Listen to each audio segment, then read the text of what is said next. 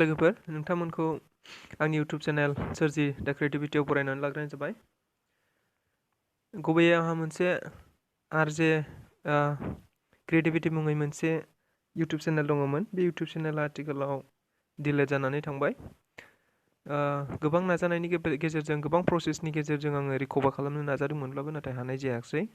जिखुनु हक दा आङो मोनसे गोदान YouTube चेनेल खुलिफिनबाय सोरजि दा क्रिएटिभिटि मुङै। YouTube channel खुलिफिनबाय।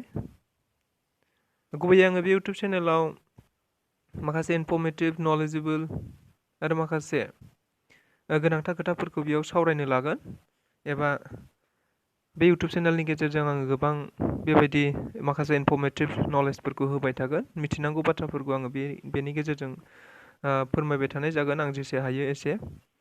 बेनिखायनो नोंथांमोनखौ आंनि नैबे सोरजि दा क्रिएटिभिटि YouTube चेनेलखौ आङो बे समाव साबस्क्राइब खालामनानै लानो थाखाय गुरै खावलायनाय जाबाय।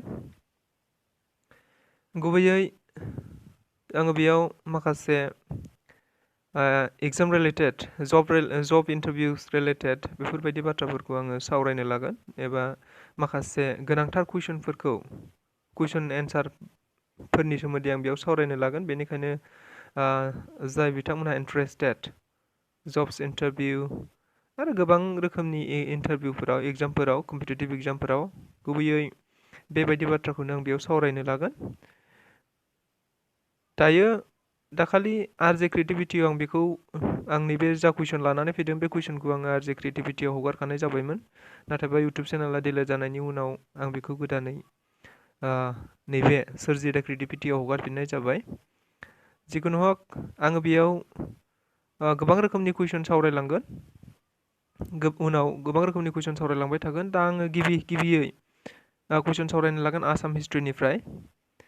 आसाम हिस्ट्रिया मोनसे कम्पिटिटिभ एग्जाम आरो आसामनि इन्टारभिउफोरजों रिलेटेड आसामजों खुंजानाय गोबां इन्टारभिउफोरजों रिलेटेड माखासे एग्जामफोरनि थाखाय इन्टारभिउनि थाखाय बियो जोबोद गोनांथार आसाम हिस्ट्रि पार्ट। बेनिखायनो नैबे कुइसना आं जा बेयाव कुइसन लानानै फैदों बे कुइसन लानानै फैनाया गोबां इन्टारभिउफोराव आसामजों खुंजानाय गोबां इन्टारभिउफोराव फैखांखानाय कुइसन, गोबां समाव गोबां इन्टारभिउफोराव फैखांखानाय कुइसन बेफोरखौनो आङो लानानै फैदों। नोंथांमोनहा नायलांदो आरो नायलांनानै साबस्क्राइब खालाम। बेयाव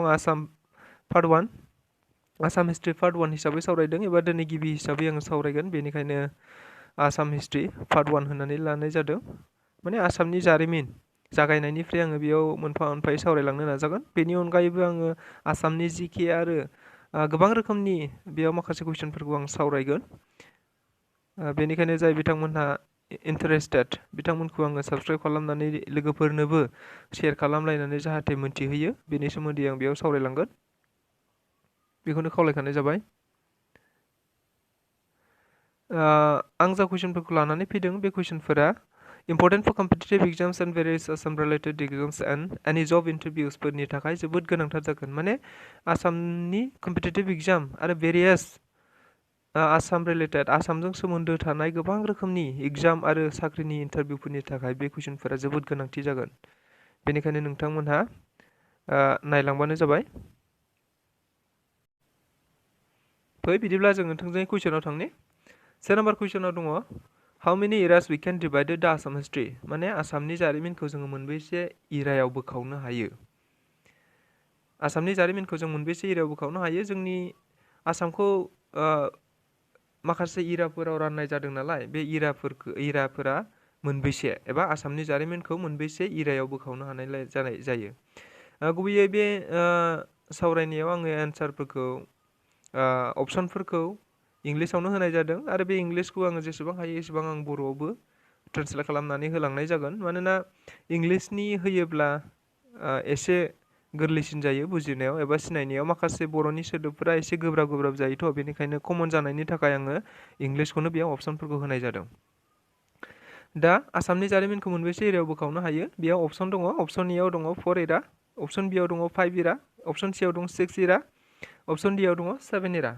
बेनि गुबै एन्सारा जाहैबाय अपसन ए 4 इरा। माने आसामनि जारिमिनखौ जोङो मोनब्रै इरायाव बोखावनानै लानाय जादों। नेक्स्ट कुइसन, एबा नाम्बार 2 आव दङ फ्रम व्हिच सेन्चुरी द एन्सिएन्ट हिस्ट्री बिगिन्स माने आसामनि एन्सिएन्ट गिबि जारिमिना बबे जौथाइनिफ्राय जागायदोंमोन आसामनि गिबि जारिमिनखौ बबे जौथाइनिफ्राय होननानै हमनानै लानाय जायो जौथाइ माने सेन्चुरी आसामनि जारिमिनखौ बबे जौथाइनिफ्राय हमनानै लानाय जादों बेयाव आं अपसन होनाय जादों अपसन ए आव दङ 3rd सेन्चुरी अपसन बी आव दङ 4th सेन्चुरी अपसन सी आव दङ 5th सेन्चुरी अपसन डी आव दङ 6th सेन्चुरी माने 3थि जौथाइ 4थि जौथाइ 5थि जौथाइ आरो 6थि जौथाइ बर'नि बायदिब्ला बेयाव राइट एन्सारा जागोन माने एन्सिएन्ट हिस्ट्री एबा गिबि जारिमिनखौ जोङो आसामनिखौ बबेनिफ्राय हमनानै लानाय जादों एन्सिएन्ट हिस्ट्रीखौबो जोङो अपसन बी एबा 4th सेन्चुरी एबा 4थि जौथाइनिफ्रायसो जोङो भारत आसामनि जारिमिनखौ जागायदों होननानै हमनानै लानाय जादों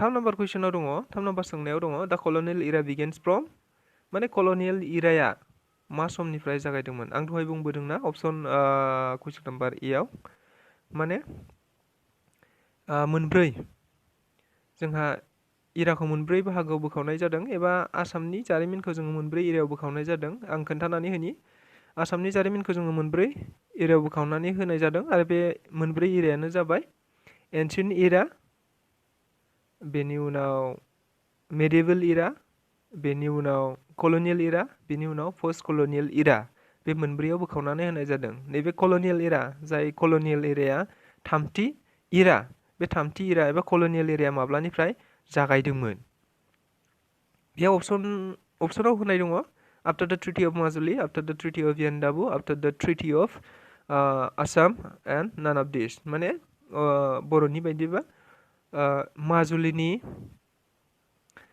गोरोबथानि उनाव यान्डाबु गोरोबथानि उनाव आसाम इरा गोरोबथानि उनाव आरो मोनसेबो नङा एबा गोजौनि मोनसेबो नङा दा बेनि राइट एन्सारा जागोन after the treaty of यान्डाबु that means यान्डाबु गोरोबथानि उनाव जाय यान्डाबु गोरोबथाया 1826 मायथाइयाव गोरोबथा जादोंमोन दा बे गोरोबथानि उनावसो नैबे कलनियेल इराया जागायदोंमोन आसाम जारिमिननि कलनियेल इराया जागायदोंमोन 4 नम्बर कुइसन बायदियै दङ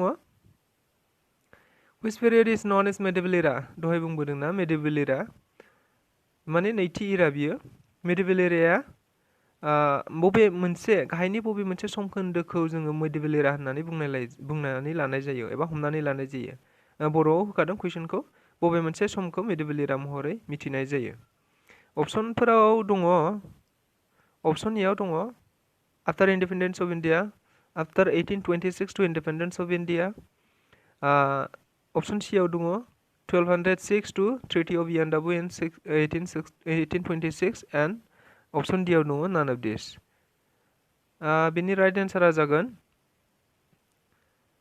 अपसन सी मेडिएभेल इराया अपसन सी नैबे जागायगोन माने 1206 to treaty of Yandabo in 1826 माने 1906 मायथाइनिफ्राय यान्डाबु गोरोबथासिम बे समखोन्दोखौ जोङो मेडिएभेल इरा होननानै हमनानै लानाय जायो एबा आसामनि जारिमिनाव मेडिएभेल इरा होननानै नैबे समखिनिखौ मिथिनाय जायो राइट एन्सारा जाबाय अपसन सी 5 नम्बर कुइसनाव दङ 5 नम्बर सोंनायाव दङ which known as the earliest or first king of Assam माने सोरखौ आसामनि गिबिसिन राजा महरै मिथिनाय जायो सोरखौ आसामनि गिबिसिन राजा महरै मिथिनाय जायो अपसन सी आव दङ नरनारायण अपसन बी आव दङ नरकासुर अपसन सी आव दङ सुहुमुं अपसन डी आव दङ महिरंग दानबा बेनि गुबै एन्सारा जाहैबाय एबा थार फिननाया जाहैबाय महिरंग दानब अपसन डी महिरंग दानबखौ जोङो आसामनि बयनिख्रुइबो सिगांसिन राजा होननानै हमनानै लानाय जायो दानिया नेक्स्ट कुइसनाव दङ 2 नम्बर सोंनायाव दङ हु इस्टाब्लिश द बर्मन डाइनास्टी माने बर्मन राजफोलेरखौ सोर गायसनदोंमोन गाहायाव होनाय अपसनफोरनिफ्राय बर्मन राजफोलेरखौ सोर गायसनदोंमोन बेयाव मानसिनि नाम गोजा नालाय बेयाव आं बर'नि होननांगौ सानाखै एबा बर'नि लिरदेरनांगौ होननानै सानासै जिखुनु हक अपसन ए आव दङ पुष्या बर्मन अपसन बी आव दङ बिश्वा बर्मन अपसन सी आव दङ हर्षवर्मन आरो अपसन डि आव दङ भास्कर बर्मन। बिनि गुबै एन्सारा जाहैगोन पुष्य बर्मन। दैट मीन्स बर्मन फोलेरखौ सोर गायसनदोंमोन? पुष्य बर्मना गायसनदोंमोन। गोसोआव ला रायजोफोर, बियो बिराद इम्पर्टेन्ट कुइसन, गोबां एग्जामफोराव फैखांबाय बियो। माने बर्मन डाइनास्टिखौ सोर गायसनदोंमोन एबा बर्मन राजफोलेरखौ सोर गायसनदोंमोन बिदि होननानै कुइसन फैयोब्ला पुष्य बर्मना बर्मन डाइनास्टिखौ गिबियै गायसनग्रोनाय जादोंमोन। 7 नाम्बार सोंनायाव दङ इन हुइच सेन्चुरि द बर्मन डाइनास्टि वाज इस्टाब्लिश। नै बेबो इम्पर्टेन्ट जागोन। माने दहाय बर्मन डाइनास्टिखौ पुष्य बर्मना गायसनदों, दा बे पुष्य बर्मना बर्मन डाइनास्टिखौ गाहायनि बबे मोनसे जौथायाव एबा सेन्चुरियाव गायसननाय जादोंमोन?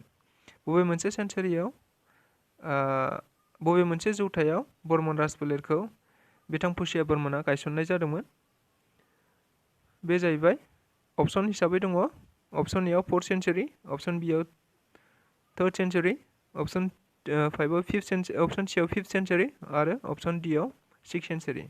बिनि गुबै एन्सारा जाहैगोन अपसन ए एबा 4th सेन्चुरि। 4th सेन्चुरियावसो बर्मन डाइनास्टिखौ बिथां पुष्य बर्मना गायसनदोंमोन। नेक्स्ट कुइसनाव दङ 9 नाम्बार कुइसनाव दं फलोइंग हुइच डाइनास्टि इज द first dynasty of Kamrupa kingdom. माने कामरुप किंडमनि कामरुप रायजोआव बयनिख्रुइबो गिबिसिन राजफोलेरा बबेयामोन? कामरुप रायजोआव बयनिख्रुइबो गिबिसिन राजफोलेरा बबेयामोन? गाहायाव होनाय जादों Pala dynasty, Kachari dynasty, Barman dynasty, none of this. बबे मोनसे डाइनास्टिया माने कामरुपा किंडमनि बयनिख्रुइबो गिबिसिन डाइनास्टि एबा राजफोलेर? बेनि राइट एन्सारा जाहैगोन बर्मन डाइनास्टि। बर्मन डाइनास्टियानो बयनिख्रुइबो कामरुपा किंडमनि बयनिख्रुइबो गिबिसिन राजफोलेर। आरो नेक्स्ट कुइसनाव दङ 9 नाम्बार सोंथियाव दङ फलोइंग हुइच इज द पिरियड अफ बर्मन डाइनास्टि। गाहायाव होनाय बबे समखोन्दोआ बर्मन राजफोलेरनि? गाहायाव होनाय माखासे समखोन्दो दङ, माने खुंथाय सम, बबेनिफ्राय बबेसिम खुंथाय सम, बे खुंथाय समखौ गाहायाव होनाय जादों।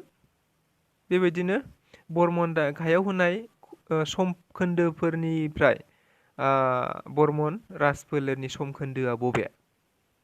गाहायाव होनाय समखोन्दोफोरनि बबे मोनसे माने समखोन्दोआ बर्मन राजफोलेरनि? बेनि राइट अपसनफोराव दं एडि जागोन दे बेयो। अपसन ए आव दङ 260 एडि टु 460 एडि। अपसन बि आव दङ 350 एडि टु 650 एडि। अपसन सि आव दङ 400 एडि टु 800 एडि। अपसन डि आव दङ 560 एडि टु 750 एडि। बेनि गुबै एन्सारा जाहैगोन एबा बर्मन राजफोलेरनि खुंथाय समा जाहैबाय अपसन बि एबा 350 एडिनिफ्राय 650 एडिसिम। अपसन बि बेनि राइट एन्सारा। नेक्स्ट कुइसन दङ 10 नाम्बार कुइसन एबा 10 नाम्बार कुइसनाव दङ what was the capital of Barman dynasty. बर्मन डाइनास्टिनि गिबि राजथावनिया बबेमोन? बेखौ बयबो मिथिखायो, गोरलै। बर्मन डाइनास्टिनि गिबि राजफोलेरा बबेयामोन? बेखौ बयबो मिथिखायो आरो गोबां कुइसनफोराव, गोबां एग्जामफोराव, इन्टारभिउफोराव बेबो फैखांबाय। बेनिखायनो बेयाव माखासे अपसनफोर होनाय दङ। मोनसेया दिसपुर, मोनसेया गरगाव, मोनसेया सराइदेव आरो मोनसेया प्रागज्यतिसपुर। बिनि राइट एन्सारा जाहैबाय प्रागज्यतिसपुर। बयबो मिथिखायो बर्मन राजफोलेरनि गिबि राजथावनिया प्रागज्यतिसपुरमोन। नेक्स्टआव दङ 11 नाम्बार कुइसनाव दङ। बेयाव अपसना एसे उल्थां फाल्थां जादों, अब्लाबो नायनानै लानो थाखाय आं बे समाव खावलायबाय। 11 नाम्बार कुइसनाव दङ which city is known as city of western astrology. बे कुइसनाव बारा फैयाखै, नाथाय बियो इम्पर्टेन्ट जागोन होननानै आं सानो। एबारनि नेक्स्ट इन्टारभिउफोराव बियो इम्पर्टेन्ट जागोन होननानैसो आं सानदों। माने गाहायाव होनाय बबे मोनसे नोगोरखौ सिटी अफ वेस्टार्न एस्ट्रोलजि मुङै मिथिनाय जायो? आंनिबा इम्पर्टेन्ट जागोन बे कुइसना। माने गाहायाव होनाय बबे मोनसे बबे मोनसे नोगोरखौ सिटी अफ वेस्टार्न एस्ट्रोलजि मुङै मिथिनाय जायो? जों गोसोआव ला, बेयाव होनाय दं अपसन ए आव प्रागज्यतिसपुर, अपसन बि आव सराइदेव, अपसन सि आव कामरुपा आरो अपसन डि आव डिमापुर गुबैयै बेयो एसे मिस्टेक जादों, टाइपिं मिस्टेक जादों बियो, माने डिमापुरसो जानांगौमोन बे अपसना डि, अपसन डिया डिमापुरसो जानांगौमोन। नाथाय जिखुनु जाया मानो बेनि राइट एन्सारा 11 नाम्बारनि राइट एन्सारा जाहैबाय प्रागज्यतिसपुर। प्रागज्यतिसपुरखौ सिटि अफ वेस्टार्न एस्ट्रलजि मुङै मिथिनाय जायो। दानिया दङ 12 नाम्बार सोंथि। 12 नाम्बार सोंथि माने बेखौनो आं लास्ट हिसाबै खालामनाय जादों। गिबि हिसाबै आङो गासै 12थाल' कुइसन लानानै फैनाय जादों। बेनि उनाव सावरायलांबाय थागोन, जेसे हायो एसे बारायलांबाय थागोन। जिखुनु हक आं दिनैहाय 12थाल' कुइसन लानानै फैनाय जादों। 12था नैबेनो लास्ट कुइसन। 12 नाम्बार कुइसनाव दङ फलोइं हुइच वाज द फेमास फर एस्ट्रलजि। गाहायाव होनाय बबे मोनसे नोगोरा, गाहायाव होनाय बबे मोनसे नोगोरा माने एस्ट्रलजिनि थाखाय मुंदांखामोन। गाहायाव होनाय बबे मोनसे नोगोरा एस्ट्रलजिनि थाखाय मुंदांखामोन। अपसनफोराव दङ option A Kamarupa, option B Dimapur, option C Charaideo, option D आव दङ प्रागज्यतिसपुर। बेनि गुबै एन्सारा जाहैगोन प्रागज्यतिसपुर। प्रागज्यतिसपुरा एस्ट्रलजिनि थाखाय जोबोद मुंदांखामोननो, बेखौ जों गोसोआव ला। बेनोसै लोगोफोर, दिनैहाय बे 12था कुइसनखौल' लानानै फैनाय जाबाय। उनफोराव गोबांनिफ्राय गोबां सावरायलांबाय थागोन। जिखुनु हक बे समाव आंनि भिडिअखौ सिगांनिफ्राय जोबजासे नायनायनि थाखाय साफ्रोमनिसिमबो साबायखर बावनाय थाबाय। लोगोसे आंनि इउटुब चेनेलखौ साबस्क्राइब खालामनानै लानो थाखाय आं बे समाव खावलायबाय। लोगोसे लोगोफोरनो शेयार खालामनानै होनो थाखाय आं बे समाव खावलायनाय जाबाय। मानोना दिनैनिफ्राय आङो आसाम रिलेटेड एबा इन्टारभिउसफोरजों सोमोन्दो थानाय गोबां कुइसनफोरखौ लानानै फैगोन। आङो गिबियाव आसाम हिस्ट्रिखौ सावरायग्रोनाय जादों। आसाम हिस्ट्रिखौ माखासे सावरायलांबावनांगौ दङ, गोबां सावरायलांबावनांगौ दङ। बेनिखायनो आसाम हिस्ट्रिखौ आं सावरायगोन। आसाम हिस्ट्रिखौ सावरायखांनायनि उनाव माखासे कारेन्ट एफेयार्सफोर लानानै फैगोन आरो माखासे आसामनि जिके, इन्डियानि जिके, भारतनि जिके आरो गोबां नेसनेल इन्टारनेसनेल बेबायदि कुइसनफोरखौ आं लानानै फैगोन। बेनिखायनो नोंथांमोनहा हायोब्ला साबस्क्राइब खालाम आरो लोगोफोरनो मिथिहोयोब्ला मोजां जागोन। बेखौनो हास्थायनानै दोनथ'नाय जाबाय। गोजोन्थों।